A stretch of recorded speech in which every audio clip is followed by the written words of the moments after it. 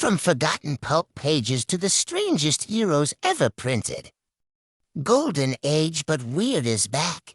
The bizarre Dr. Hormone. During the Golden Age of comics, roughly from 1938 to 1956, the world saw a parade of superheroes and supervillains who embodied the hopes, fears, and sometimes the downright eccentric tastes of a nation at war and in recovery. But even among the outlandish, few could match the weirdness of Dr. Hormone, a character so bizarre that he seems almost like a fever dream. First appearing in Popular Comics number 54 in 1940, Dr. Hormone was the brainchild of cartoonist Bob Bug, and he brought with him a blend of pulp science fiction and madcap adventure that pushed the boundaries of what comic book creators thought possible. Dr. Hormone was no dashing young crusader, he was an elderly scientist whose own experiments had de-aged him, and who had unlocked the secret to artificially controlling the aging process in others. Dr. Hormone's adventures were as wild as his name. Early in his career, he was targeted by spies seeking his miraculous youth serum. In one of his most notorious stories, Nazis attempted to steal his secret formula to use it for their own nefarious purposes. In response, Dr. Hormone created an artificial granddaughter named Jane, essentially a young woman he engineered in his lab to act as both his companion and sidekick. Together, Dr. Hormone and Jane took on the Axis powers, using age manipulation to foil plots, transform enemies into helpless infants or decrepit elders, and save the day in spectacularly odd fashion. Sometimes, the stories ventured into the surreal, like when Dr. Hormone turned an entire Nazi battalion into feeble old men, leaving them unable to fight. What makes Dr. Hormone's stories so fascinating is how they reflect both the anxieties and the optimism of the early 1940s. The idea of manipulating age, of taking control over life's natural course, spoke to a public obsessed with the promise and peril of science. Age was both a symbol of wisdom and a curse of frailty, and Dr. Hormone's ability to bestow or revoke it made him a living embodiment of the year's conflicted relationship with technological progress. The Nazis, as ultimate villains of the time, were rendered foolish and powerless not by brute strength, but by the strange alchemy of Dr. Hormone's scientific genius. Meanwhile, Jane, his granddaughter and creation, embodied a new hope, a future generation literally built by the old to fight the world's evil. Though Dr. Hormone's run was brief, his last appearance came in 1942, he stands as a testament to the wild creativity and boundless imagination of the Golden Age of comics. His stories are a reminder that comics have always been a space for experimentation, for exploring the limits of the possible and the plausible. The Doctor may be long gone, but his legacy lives on in the odd, the imaginative, and the unforgettable characters that continue to populate comic book pages. Brought to you by Victory Age Comics. Reviving forgotten heroes, one panel at a time. Bozo the Robot revealed. During the Golden Age of comics, spanning roughly from 1938 to 1956, the landscape of superheroes and adventurers was filled with outlandish ideas and creative experimentation. Among the most peculiar and fascinating examples from this era is the story of Bozo the Robot and his intrepid pilot, Hugh Hazard. This series first debuted in Smash Comics number 1, published by Quality Comics in 1939, and stands out for its odd blend of science fiction, crime fighting, and a unique twist on the concept of a superhero sidekick. Unlike most stories of the time, the titular Bozo was not an autonomous robot but rather a mechanical suit controlled from the inside by the diminutive Hugh Hazard, a daring little person who decided to use his wits and Bozo's might to battle crime. The origin story of Bozo the Robot is a testament to the wild creativity of Golden Age writers. Initially, Bozo was built as a weapon for evil by a mad scientist, but after Hugh Hazard foiled the villain's plot, he took the robot for himself.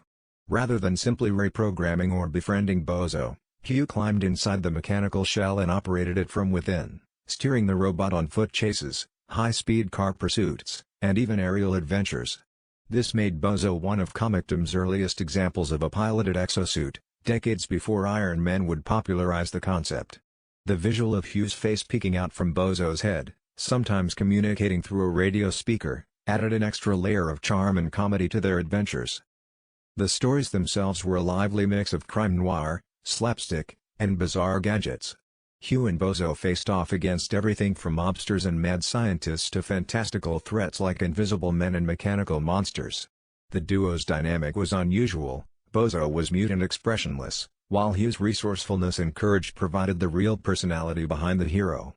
The comic often leaned into the absurdity of the premise, with Hugh cracking wise from inside the robot, or villains being utterly baffled when Bozo would open up to reveal a very human pilot. The panels were packed with energetic action, wild inventions, and the kind of zany plotting that define early superhero comics. Despite its novelty and the sheer fun of its concept, Bozo the Robot eventually faded into obscurity as the superhero genre evolved and more conventional heroes took center stage. However, Bozo and Hugh Hazard's adventures remain a testament to the boundless imagination of Golden Age creators, who weren't afraid to try something truly strange. Today, Bozo the Robot stands as a reminder of an era when anything was possible in comics, even a crime-fighting robot suit driven by a plucky little person.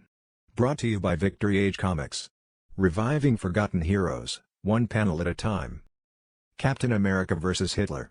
In the early 1940s, as the world was plunged into chaos by World War II, American pop culture began to reflect the anxieties and hopes of the era. One of the most striking and controversial moments in comic book history came in March 1941, when Timely Comics, which would later become Marvel Comics, released Captain America Comics #1.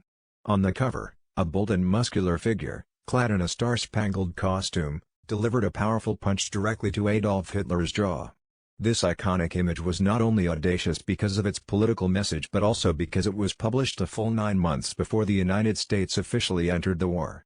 At the time, many Americans were still divided about involvement in the conflict, with isolationist sentiments running strong across the country. The creators of Captain America, Joe Simon, and Jack Kirby, were both Jewish and deeply affected by the horrors unfolding in Europe. They wanted to create a hero who stood for justice, freedom, and the fight against tyranny, and Captain America became their answer to the darkness spreading across the world. However, their bold stance did not go unnoticed by those who opposed their message. The comic book's debut instantly sparked a firestorm of controversy. Pro-Nazi sympathizers and members of the American Bund, a group that supported Hitler, reacted with outrage.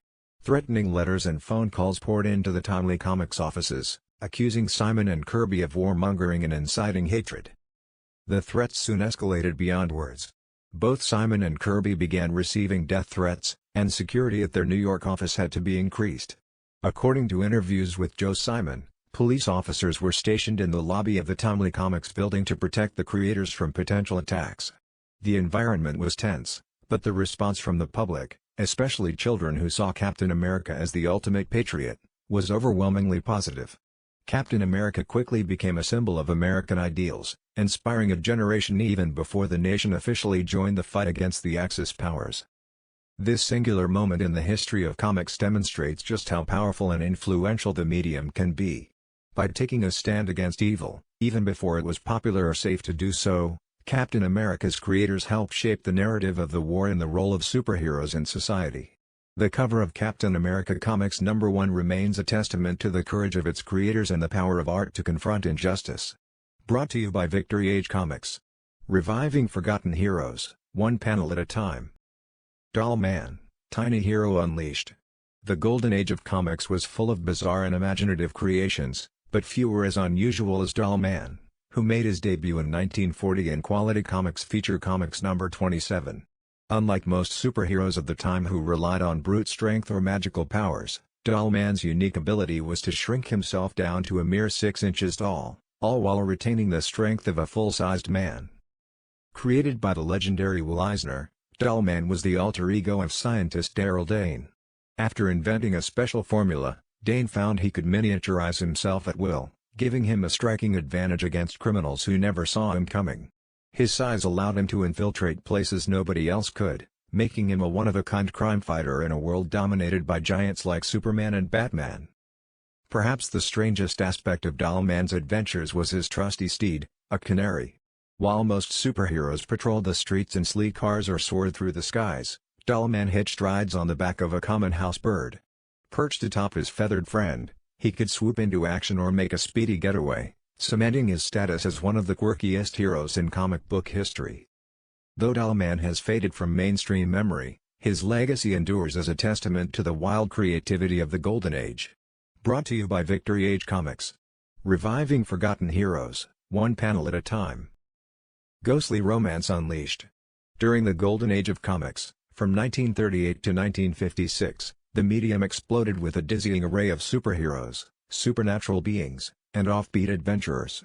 Among these was one of the strangest and most fascinating characters to appear on the newsstands, the Gay Ghost, later known as the Grim Ghost.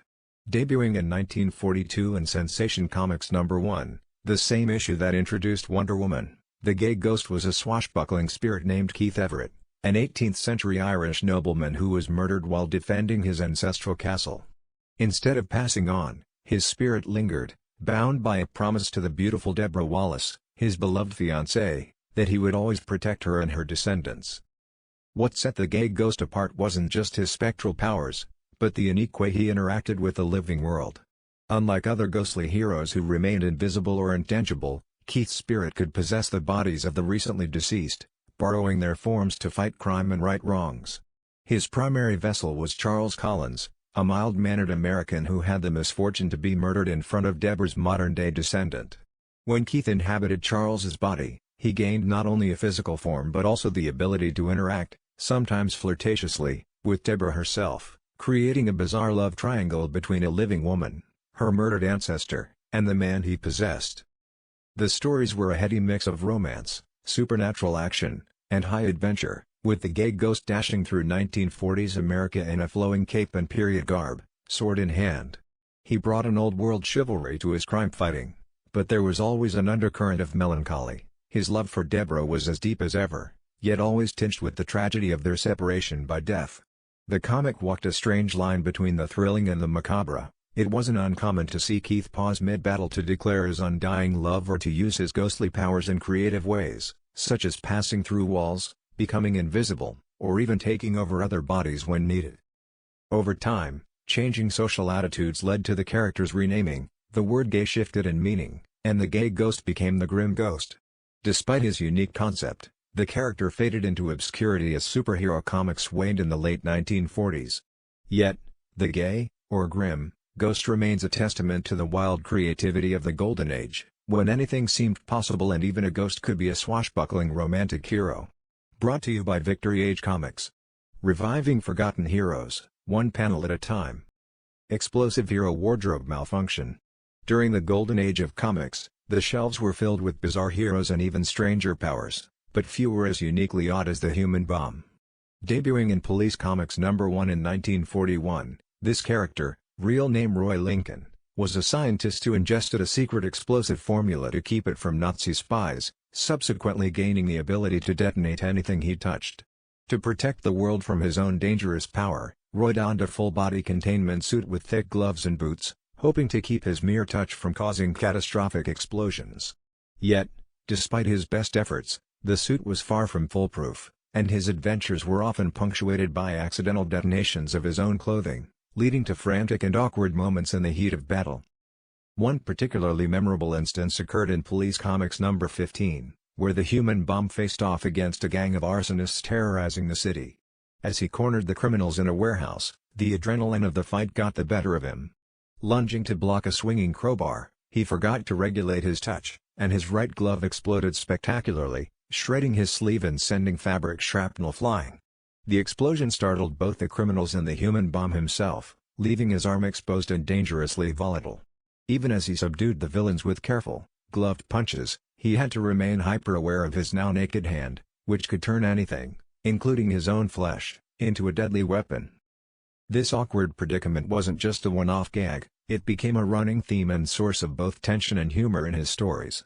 The Human Bomb's battles were as much with his enemies as with his own explosive nature. Readers never knew when a stray punch or accidental touch would set off another wardrobe malfunction, and his need for constant vigilance made him one of the most relatable, if tragic, Golden Age heroes. Unlike other super-strong or invulnerable characters, the Human Bomb's immense power was a constant liability, leading to scenes where he frantically searched for replacement gloves or tried to fashion makeshift coverings from ripped curtains or enemy uniforms mid-fight. Despite the inherent danger and the frequent destruction of his own attire, the Human Bomb remained a stalwart defender against evil, embodying both the promise and peril of unchecked power. His stories are a fascinating window into the creativity and oddity of the Golden Age, when even the most outlandish premises could capture readers' imaginations. Brought to you by Victory Age Comics. Reviving forgotten heroes, one panel at a time. Unexpected superhero origins. When we think of superheroes from the Golden Age of comics, we usually imagine brightly colored costumes, square jaws, and secret identities hidden behind domino masks. But the era stretching from 1938 to 1956 was a time of wild experimentation, sometimes bordering on the truly bizarre. Among the most unusual characters to leap from newsprint was Madame Fatal, a hero whose concept was so ahead of its time, and so strange, that it has become a fascinating footnote in comic book history. Debuting in Crack Comics #1 in May 1940, Madame Fatal was not an old lady at all, but a retired male actor named Richard Stanton who fought crime disguised as a sweet, elderly woman. The creation of Madame Fatal stands out because of its sheer audacity. At a time when most superheroes relied on brute strength and flashy powers, Richard Stanton's greatest asset was his thespian skill. After his wife's tragic death and his daughter's kidnapping, Stanton abandons his successful stage career and uses his talent for disguise to infiltrate the criminal underworld. The twist? He chooses the guise of a harmless old woman, complete with glasses, a shawl, and a cane. This clever ruse allows him to get close to gangsters who would never suspect a frail grandmother of being a threat. When the time is right, Madame Fatal reveals surprising strength and cunning, dispatching villains in a way that is equal parts ingenious and theatrical. While the premise was innovative, the reception was less than enthusiastic. Many readers of the time were bewildered by the sight of a cross-dressing hero, and the character failed to catch on with the public. This may be why Madame Fatal's adventures were short-lived, ending after just a handful of appearances. Yet, the character's legacy endures as an early, if accidental, exploration of gender roles in comics, a theme that wouldn't be openly addressed until decades later. Madame Fatal's ability to blend into any situation and use societal expectations to his advantage makes him a unique figure, and arguably one of the most unconventional crime fighters of the Golden Age. Today, Madame Fatal is often mentioned in lists of the weirdest superheroes ever created, but there's something undeniably admirable about the character's originality and daring. In an era obsessed with the typical trappings of heroism, Madame Fatal dared to be different, reminding us that sometimes, the most powerful disguise is the one no one expects. Brought to you by Victory Age Comics. Reviving forgotten heroes, one panel at a time. Psychological warfare superhero unmasked. Let's journey back to the Golden Age of comics, a time when superheroes were as much a reflection of society's anxieties as they were champions of justice. Among the pantheon of caped crusaders, one figure stands out for his uniquely bizarre approach to fighting crime, the Face. Debuting in 1940, the Face was the alter ego of Tony Trent, a radio announcer who became disillusioned by the crime and corruption plaguing his city. Unlike other heroes who relied on gadgets or superpowers, Trent adopted a much more psychological tactic. He donned a grotesque green mask, permanently frozen in a scream, designed to terrify criminals into submission. This mask was so disturbing that it often left villains too frightened to put up any resistance, effectively allowing the Face to clean up the streets with little more than pure horror. The Face's mask was a masterstroke of psychological warfare. In an era before Batman's brooding presence or the Joker's twisted grin took hold of the public imagination, the Face's visage was in a league of its own. The mask featured exaggerated, bulging eyes, a cavernous mouth stretched in a silent wail, and sickly green skin that looked as if it had crawled out of a nightmare. The effect was immediate. Criminals would drop their guns, faint, or flee at the mere sight of him. Unlike other heroes who might exchange punches or chase villains across rooftops, the Face often resolved confrontations without a single blow. This not only set him apart from his contemporaries, but also highlighted the power of fear as a weapon for justice. However, such a bizarre gimmick didn't come without its drawbacks. The Face quickly became a curiosity in the crowded comic book market.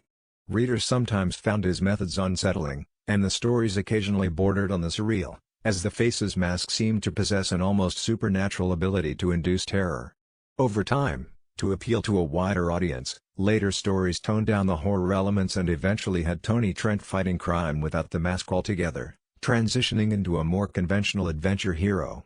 Nevertheless, for a period in the early 1940s, the Face stood as a testament to the wild experimentation and boundary-pushing creativity that defined the Golden Age of comics. Today, the Face is a largely forgotten relic, overshadowed by more enduring superheroes. Yet, his eerie green mask remains a symbol of just how weird, and bold, comics could be in those formative years. The Face's story reminds us that sometimes, the most effective way to fight evil is to give it something to be truly afraid of. Brought to you by Victory Age Comics. Reviving forgotten heroes, one panel at a time. Ghostly Superhero Showdown. During the Golden Age of Comics, when superheroes first leapt into the public imagination, publishers experimented with all sorts of wild concepts to capture readers' attention, but few were as strangely patriotic as the Fighting Yank. Debuting in Nutter Comics' Startling Comics number 10 in 1941, the Fighting Yank was the alter ego of Bruce Carter III, an ordinary American who found himself wrapped in the stars and stripes, literally. What made the Yank unique wasn't just his gaudy, flag-draped costume, but the supernatural twist. He was guided by the ghost of his ancestor, Bruce Carter I, a hero of the American Revolution. This ghostly mentor not only offered cryptic advice but sometimes outright possessed Bruce, taking control of his body to fight crime and enemies of freedom. One particularly bizarre instance occurred in America's Best Comics number 12, where Bruce Carter III faces off against a Nazi saboteur ring. The story takes a strange turn when Bruce finds himself trapped in a collapsing warehouse, overwhelmed and about to be defeated by enemy agents. At that critical moment, his ancestor's ghost materializes, visible only to Bruce, and delivers a stirring pep talk drawing on Revolutionary War tactics. But talk isn't enough. The ghost then possesses Bruce's body, granting him not only superhuman strength but also the uncanny skills of an 18th-century soldier. Under the ancestor's control, the Fighting Yank wields a spectral musket and dispatches foes with a combination of modern brawn and colonial-era cunning. This sequence is especially notable for its weird blend of supernatural possession and patriotic fervor. The comic's panels shift between Bruce's anguished inner struggle, "I can't move, he's taking over," the ghost's stern visage, and a flurry of action as the possessed hero turns the tide. The idea that heroism could literally be inherited, passed down through the spirit world, and that the wisdom of the past could physically intervene in the present, was a distinctly odd narrative choice even for the Anything Goes Golden Age. The story even ends with Bruce regaining control, awed by his ancestor's strength, and vowing to honor his family legacy. Such outlandish stories, with their flag-waving ghosts and magical musketry, exemplify the madcap inventiveness of Golden Age comics, where a hero could just as easily be aided by a radioactive spider as by a long-dead patriot. The Fighting Yank remains a testament to that era's wild creativity and its willingness to blur the lines between history, fantasy, and superheroics. Brought to you by Victory Age Comics. Reviving forgotten heroes, one panel at a time.